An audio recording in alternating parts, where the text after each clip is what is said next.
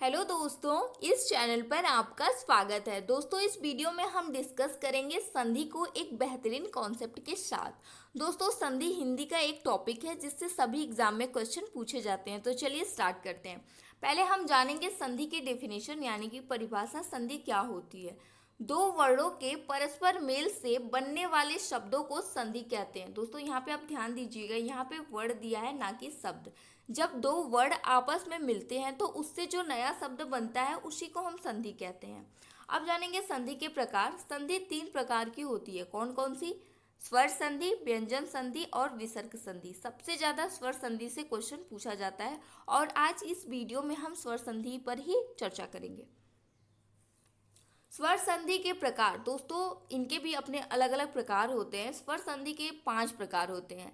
दीर्घ संधि, गुण संधि, वृद्धि संधि, यड़ संधि और अयादि संधि। हम इन सभी संधि पर पूरा डिटेल में डिस्कस करेंगे और एक बेहतरीन ट्रिक के साथ इसको हम ध्यान देंगे, मतलब कि याद रखेंगे। दीर्घ संधि की पहचान। दोस्तों, दीर्घ का मतलब होता है बड़ा। दीर्घ का मतलब ही अपने आप में बड़ा होता है।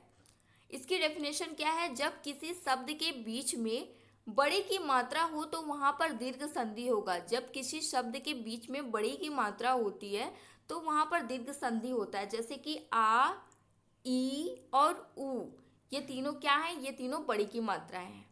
अब इसका हम डेफिनेशन जानेंगे, मतलब कि इसका उदाहरण देखेंगे, उदाहरण से समझेंगे।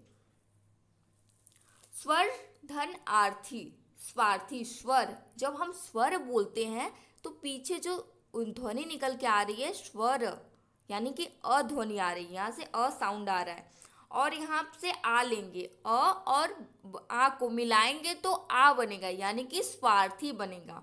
हरि धन ईश, हरि, जब हम हरि बोलेंगे हरि तो क्या निकल के आ रहा है? हरि, मतलब कि छोटी ई आ रहा है और यहाँ से हम बड़ी ई लेंगे। जब छोटी ई और बड़ी ई को मिलाएंगे तो वहां पे बड़ी ई निकल के आएगा, यानी कि हरीश।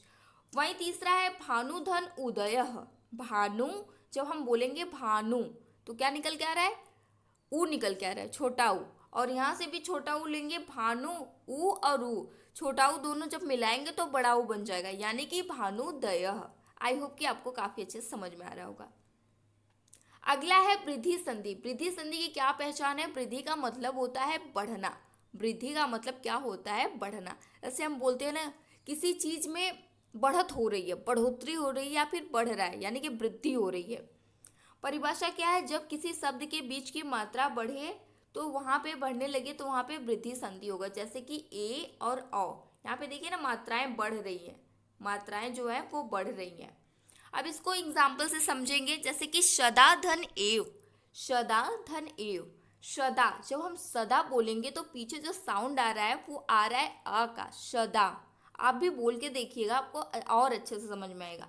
सदा और यहाँ से ए लेंगे, आ और ए मिलाएंगे तो यहाँ पे देखिए ए पे एक डंडी आ गई, यानी कि सदैव हो जाएगा। वहीं पे वन धन औषधि, वन, वन बोलेंगे तो पीछे क्या आ रहा है? अ का साउंड आ रहा है और यहाँ से ओ लेंगे, अ और ओ मिलके अ हो गया, यानी कि वनौषधि।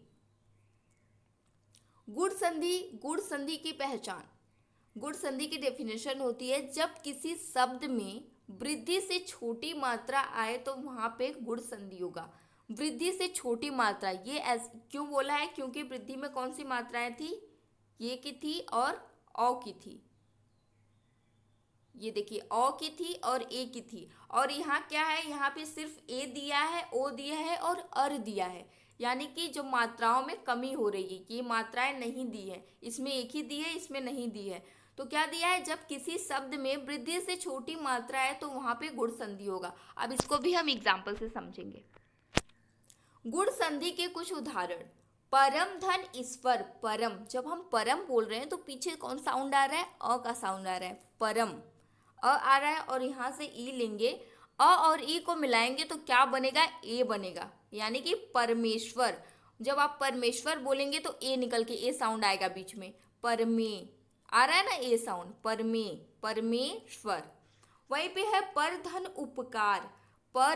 पर बोलेंगे तो पीछे अ का साउंड आ रहा है और यहाँ से ऊ लेंगे, पर अ धन उ, यानी कि ओ, जब मिलाएंगे अ और उ को तो क्या बनेगा, ओ बनेगा, यानी कि परोपकार।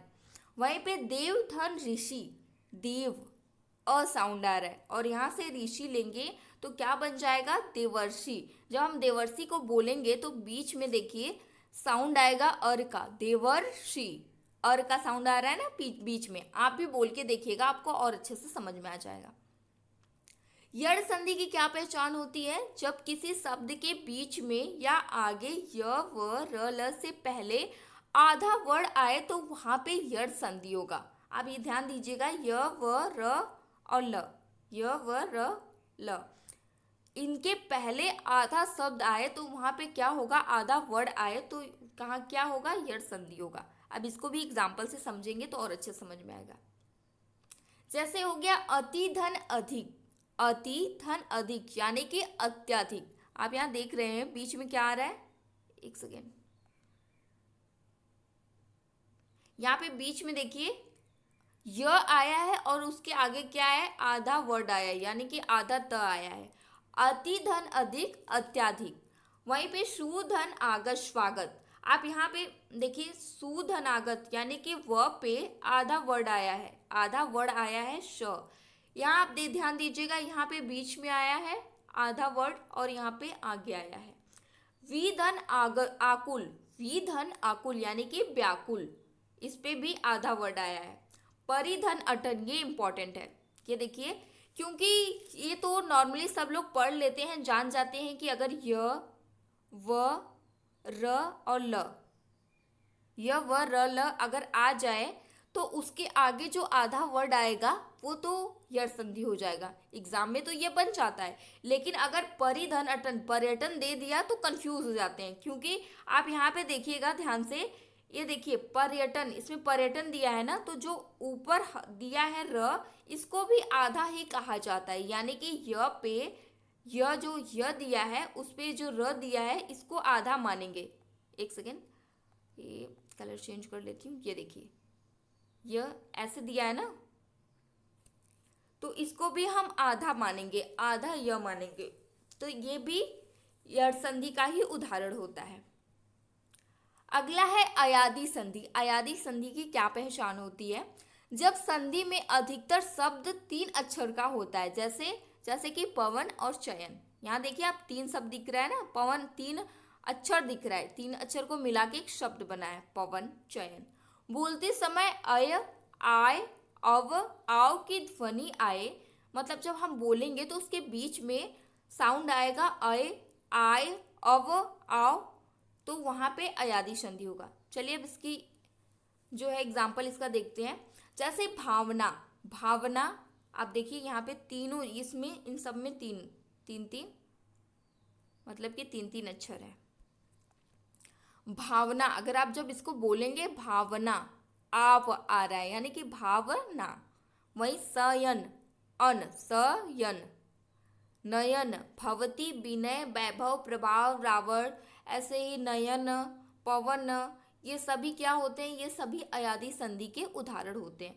दोस्तों ये थी स्वर संधि, जिसमें हमने जाना दीर्घ संधि, गुण संधि, वृद्धि संधि, यड़ संधि और अयादी संधि को, जिससे एग्जाम में सबसे ज़्यादा क्वेश्चन पूछे जाते हैं। दोस्तों आई होप कि वीडियो आपको पसंद आई होगी और आपको अच्छे से समझ में आया होगा। आपका समझ में आना ज़्यादा ज़रूरी है।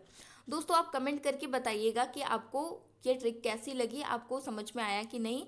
दोस्तों अगर आपने इस चैनल पर पहली बार आए हैं तो इस चैनल को सब्सक्राइब कर लीजिए और इसे लाइक और शेयर करना मत भूलिएगा। Thank you.